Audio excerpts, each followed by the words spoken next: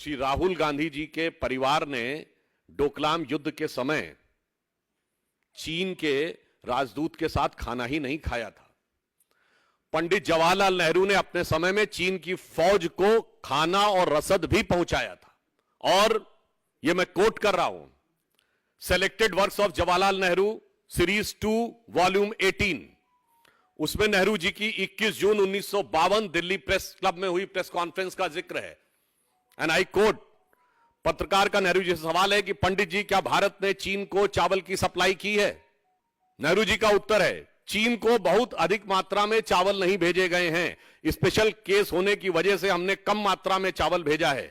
जैसा कि आप जानते हैं, दुर्गम पहाड़ी इलाका होने की वजह से एक मुश्किल मार्ग है, यहां कोई भी काम आसान नहीं है। आगे सुनिए, लेकिन चीन की जरूरत को देखते हुए हमने बहुत मात्रा में चावल देने पर सहमत हुए हैं।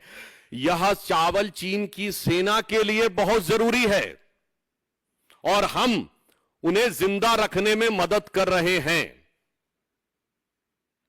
यद्यपि हम उन्हें तिब्बत के बाहर भी देखना चाहते हैं। Again I am quoting selected words of Jawaharlal Nehru series 2 volume 18।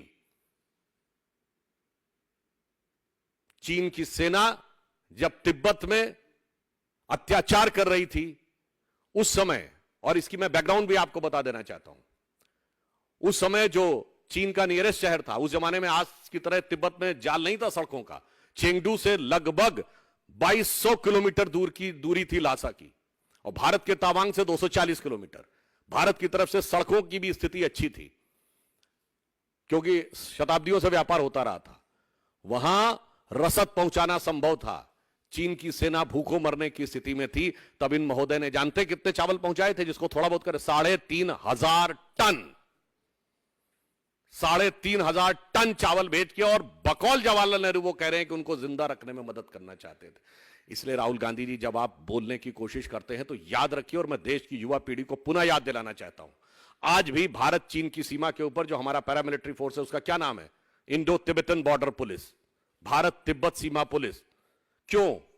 क्योंकि 1947 में हमारा पड़ोसी चीन नहीं था, पड़ोसी तिब्बत था। इसलिए आज भी उस बॉर्डर फोर्स का नाम है इंडो तिब्बतन बॉर्डर पुलिस। तो मान्यवर, मैं सिर्फ बताना चाहता हूं कि ये उस जमाने में हिंदी चीनी भाई भाई का प्यार था, और आज जो है वो इकरार है।